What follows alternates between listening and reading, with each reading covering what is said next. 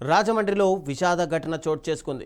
పిఠాపురం పంచాయతీరాజ్ శాఖలో ఏఈగా పనిచేస్తున్న నూకరాజు భార్య కుమార్తె మనవడితో కలిసి గోదావరిలోకి దూకారు. మత్స్యకారులు వెంటనే స్పందించి 10 ఏళ్ల మనవడిని కాపాడారు. అయితే నూకరాజు ఆయన భార్య కుమార్తె గోదావరిలో గల్లంతయ్యారు. ఘటనా స్థలంలో నూకరాజు రాసిన లేఖను పోలీసులు స్వాధీనం చేసుకున్నారు. కుటుంబాన్ని బెదిరింపులకు గురి చేయడంతోనే ఈ ఘటన జరిగినట్టు లేఖలో పేర్కొన్నారు. గజ ఈతగాళ్లతో ముగ్గురి కోసం గాలింపు కొనసాగుతోంది. మరోవైపు పోలీసులు అన్ని కోణాల్లో దర్యాప్తు చేస్తున్నారు.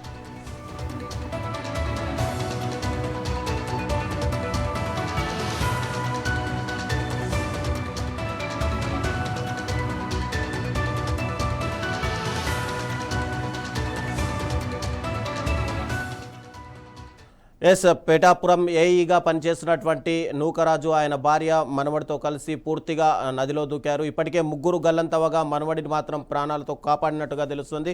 ఇక ఇదే అంశానికి సంబంధించి మరింత సమాచారం మా ప్రతినిధి వర్మ అందిస్తారు. వర్మ, చెప్పండి, అసలు ఈ సూసైడ్కి గల కారణాలు ఏంటి? అసలు ఏమైనా లేఖలో పూర్తి వివరాలు ఏమైనా రాశారా? రవిచంద్ర, ఏదైతే తూర్పుగోదావరి జిల్లాలకు సంబంధించినంత వరకు పంచాయతీరాజ్ అసిస్టెంట్ ఇంజనీర్ గా పనిచేస్తున్నటువంటి చిల్లపూడి నూకరాజు, అతని భార్య మీనా, అలాగే కుమార్తె సౌజన్య, మనవడు కార్తికేయుడితో కలిసి రాజమండ్రి రోడ్డుకమ్ రైల్వే బ్రిడ్జి నుంచి దూకి సామూహిక ఆత్మహత్య చేసుకున్న ఘటన ప్రస్తుతం తీవ్రంగా అందరినీ కలిసివేస్తున్న పరిస్థితి అయితే ఉంది. అయితే పిఠాపురం పరిధిలో ప్రస్తుతం ఆయన ఏఈగా పనిచేస్తున్నారు. అది పవన్ కళ్యాణ్ ప్రాతినిధ్యం వహిస్తున్న పిఠాపురం నియోజకవర్గం కావడం, ఆయన శాఖలోనే పంచాయతీరాజ్ శాఖ ఉన్న నేపథ్యంలో ప్రస్తుతం అదే పంచాయతీరాజ్ శాఖలో ఇతను ఏఈగా పనిచేస్తున్న నేపథ్యంలో పూర్తిగా కూడా ఒక వ్యక్తి తమ కుటుంబాన్ని, కుమార్తెని వేధింపులకి గురి చేస్తున్నారు. దానిలో భాగంగానే ప్రస్తుతం ఆత్మహత్య చేసుకుంటున్నట్టు కూడా ఆయన మరణ వాంగ్మూలం కూడా రాసి చనిపోయినటువంటి పరిస్థితుల్లో ప్రస్తుతం ఆ సూసైడ్ లెటర్ ను కూడా హ్యాండ్ ఓవర్ చేసుకున్న పరిస్థితులు అయితే ఉన్నాయి.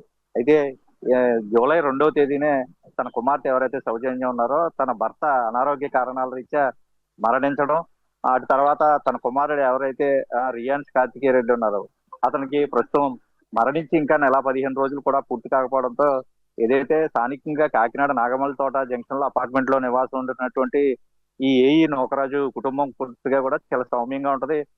రాబోయే జనవరిలో అంటే 2027 జనవరి వరకు పదవి విరమణ పొందే అవకాశం ఉన్న నేపథ్యంలో ఇప్పటికే 61 సంవత్సరాలు పూర్తి 62 సంవత్సరం నడుస్తూ ఉంది. జనవరిలో కూడా నూకరాజు రిటైర్ కాబోతున్నారు. అయితే తన కుమార్తెకి భర్త మరణం తర్వాత పూర్తిగా తన కుమారుడు ఎవరైతే ఉన్నారో కార్తికేయ, అతనికి రైఫిల్ షూటింగ్ నేర్పేందుకు ప్రస్తుతం అక్కడికి తీసుకెళ్తున్న పరిస్థితుల్లో ప్రస్తుతం అక్కడ ట్రైనర్ గా ఉన్నటువంటి షేక్ సాదిక్ ఖాన్ ఏదైతే రాయుడుపాలెం కేంద్రంగా ప్రో రైఫిల్ షూటింగ్ అకాడమీ ఏదైతే రన్ చేస్తున్నాడో షేక్ సాదిక్ ఖాన్ తాను పూర్తిగా కూడా 2 టౌన్ పరిధిలోని రామకృష్ణారావుపేట ప్రాంతానికి చెందినవాడు కావడం, ఆ రైఫిల్ షూటింగ్ అకాడమీకి తన కుమారుని తీసుకుని ఏదైతే నూకరాజు కుమార్తె సౌజన్య అలాగే మనవడిని కూడా అక్కడికి రైఫిల్ షూట్ ట్రైనింగ్ పంపించిన నేపథ్యంలో అక్కడ నేర్చుకుంటున్న తరంలో సాదిక్ ఖాన్ తో పరిచయం ఏర్పడడం, పరిచయంలో తాను పూర్తిగా కూడా లొంగపరుచుకునే ప్రయత్నం అయితే చేశారు. తనని చిత్రహింసలకు గురి చేస్తున్నాడు కూతురు కూడా వచ్చి తల్లిదండ్రులు కూడా చెప్పిన నేపథ్యంలో ఈ హింసలు ఎక్కువైపోతా ఉన్నాయి. తమ కుమార్తెని వేధింపులకు పాల్పడుతున్నాడు. ఆర్థికంగా కూడా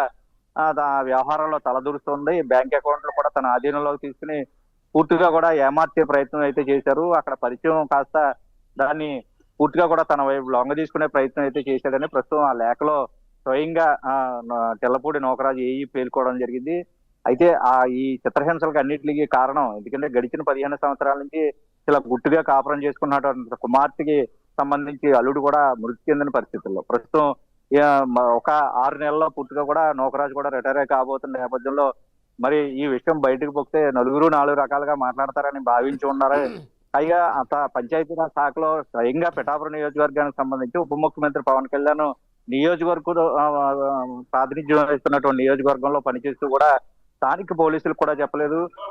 ఆడపిల్లల్ని చిన్నపాటి కామెంట్ చేసినా సరే ఆట తీసేటటువంటి జిల్లా ఎస్పీ బిందుమాతో కూడా కనీసం వచ్చి చెప్పుంటే ఈ రోజు ఈ ప్రమాదం జరిగి ఉండేది కదా. అయితే నిన్న రాత్రి 10 దాటిన తర్వాత డ్రైవర్ తో పాటు ఏదైతే దివాని కొవ్వూరు వరకు వచ్చినటువంటి నూకరాజు కుటుంబం పూర్తిగా కూడా అక్కడ డ్రైవర్ దింపేసి స్వయంగా తన కూతురుతో డ్రైవ్ చేసుకుని రోడ్డుకమ్ రైలు బ్రిడ్జి ఆర్చ్ దగ్గరే కారు చెప్పులో వదిలేసి ఒక్కసారిగా అందరూ దూకిన నేపథ్యంలో తర్వాత కుమారుడికి ఈత రావడం, ఒకవైపు ఈదుకుంటూ వస్తున్న నేపథ్యంలో అక్కడ ఉన్నటువంటి స్థానిక మత్స్యకారులు చూసి ఒడ్డుకు చేర్చి అటు తర్వాత పోలీసులకి సమాచారం అందించిన వెంటనే ప్రస్తుతం రాజమండ్రి ప్రభుత్వ ఆసుపత్రిలో అతను చికిత్స పొందుతున్న పరిస్థితి అయితే ఉంది. ముగ్గురు కోసం ఏదైతే నూకరాజు భార్య మీనా అలాగే కుమార్తె సౌజన్య కోసం నిన్న రాత్రి నుంచి గాలింపు చర్యలు కొనసాగుతున్నాయి. ఒకవైపు ఎన్డీఆర్ఎఫ్, మత్స్యకారులు, గజ ఈతగాళ్లు కూడా ప్రస్తుతం గోదావరి ఆ ప్రాంతం అంతా కూడా కలిగి తిరుగుతూ ఈ వీళ్ళ కోసం ఆచూకీ కోసం అయితే వెతుకుతున్న పరిస్థితి అయితే ఉంది. ఏదేమైనా ఆ క్షణికావేశంలో తీసుకున్న నిర్ణయమా లేదంటే సాదిక్ ఖాన్ పూర్తిగా కూడా ఏదైతే రైఫిల్ అకాడమీ, షూటింగ్ అకాడమీ లో ప్రస్తుతం ఆర్గనైజర్ గా ఉన్నటువంటి షేక్ సాదిక్ ఖాన్ వేధింపులే ప్రధాన కారణం అన్నది పోలీసులు అయితే దర్యాప్తు చేస్తున్నారు. ముఖ్యంగా దీనికి సంబంధించినంత వరకు జిల్లా ఎస్పీ బిందు మాధవ్ ఇప్పటికే కేసు నమోదు చేశారు. 4 ప్రత్యేక బృందాలను కూడా ఏర్పాటు చేశారు. కాకినాడ 2 టౌన్ పరిధిలో కేసు కూడా నమోదు చేసిన పరిస్థితుల్లో ఒకవైపు ఉప ముఖ్యమంత్రి పవన్ కళ్యాణ్ కూడా ఈ ఘటనపై ఆరా తీయడం జరిగింది. ఆ కుటుంబానికి అండగా ఉంటాం, అతన్ని వైద్యపరంగానే ఆరోగ్యంగా కూడా అన్ని బాధ్యతలు పంచాయతీరాజ్ శాఖ అధికారులు పూర్తిగా తీసుకోవాలని చెప్పి కూడా ఒకవైపు ఆదేశించారు. ఘటనలో ఎటువంటి వారైనా ఉపేక్షించలేదు, కఠినమైన శిక్షలు అమలు చేయాలని. ఎందుకంటే మా కుటుంబం పట్ల, నా కూతురు పట్ల చిత్రహింసలకు గురి చేసి మేము చనిపోవడానికి ప్రధాన కారకుడు షేక్ సాదిక్ ఖాన్ అని సూసైడ్ నోట్ లో ఏఈ నూకరాజు కూడా పేర్కొన్న నేపథ్యంలో ప్రస్తుతం 2 టౌన్ పోలీస్ స్టేషన్ లో కేసు అయితే నమోదు చేయింది. పోలీసులు కూడా దర్యాప్తు చేస్తున్నారు. 4 బృందాలు కూడా, ఎందుకంటే ఘటన జరిగిన తర్వాత నుంచి ఈ షేక్ సాదిక్ ఖాన్ కూడా పరారీలో ఉన్న నేపథ్యంలో ప్రస్తుతం అతన్ని తీసుకొస్తే పూర్తి సమాచారం అయితే తెలుస్తుంది. ఈ కేసుకి పూర్వపరాలు కూడా ఒక కొలుక్కు వచ్చే అవకాశం అయితే ఉంది. అయితే భర్త చనిపోయి నెల 15 రోజులు అయిన నేపథ్యంలోనే ఘటన ఇంత తీవ్రంగా ఉంటే గతం నుంచి కూడా ఈ పరిచయం ఉందా, లేదంటే అసలు చనిపోవడానికి ప్రధాన కారణం ఏంటి, పూర్తి వివరాలన్నీ వెలుగులోకి వచ్చే అవకాశం ఉంది. అయితే పూర్తిగా కూడా ఏఈ నూకరాజు ఒకవైపు జిల్లా కలెక్టర్ కి, జిల్లా ఎస్పీకి ఈ ఉటంకిస్తూ వాళ్ళిద్దరిని పేర్కొంటూ కూడా ఈ లెటర్ రాసిన నేపథ్యంలో ప్రస్తుతం పోలీసులు అయితే సవాల్గా తీసుకున్నారు. ఈ ఘటన వెనక ఏం జరిగింది అన్నది షేక్ సాదిక్ ఖాన్ దొరికితే మరింత లోతుగా విచారణ చేసి పూర్వపరాలు చెప్పే పరిస్థితి ఉంది. ఇంతకీ ముఖ్యంగా ఇక్కడ విచిత్రకరమైన విషయం ఏంటంటే ఒలింపిక్స్ లో పథకాలు సాధించినటువంటి ఈ రైఫిల్ షూటింగ్ షేక్ సాదిక్ ఖాన్ పూర్తిగా కూడా రాష్ట్ర వ్యాప్తంగా పెద్ద పేరు కూడా ఉన్న వ్యక్తిగా మనుగోడులో ఉంటూ ఉన్నాడు. ఒలింపిక్స్ లో రైఫిల్స్ లో 11 పథకాలు సాధించినటువంటి వ్యక్తిగా ఇప్పటి వరకు ఒక రికార్డు కూడా ఉన్న నేపథ్యం. ప్రస్తుతం ఇటువంటి వయసు కూడా 24 సంవత్సరాలే ఉంటాయి. పుట్టుక కూడా ఏదైతే సౌజన్యకి 32 సంవత్సరాలు, ఇప్పుడు ఆ కుమారుడు కూడా కార్తికేయ రెడ్డికి 10 సంవత్సరాలు, స్థానికంగా ప్రైవేట్ హాస్పిటల్లో చదువుతాం. ఎంతటి ప్రతిష్ట ఉన్నటువంటి వ్యక్తి ఈ విధంగా పాల్పడడం కుటుంబానికి అన్నది ఇది ఒక పెద్ద చర్చనీయాంశంగా మారింది.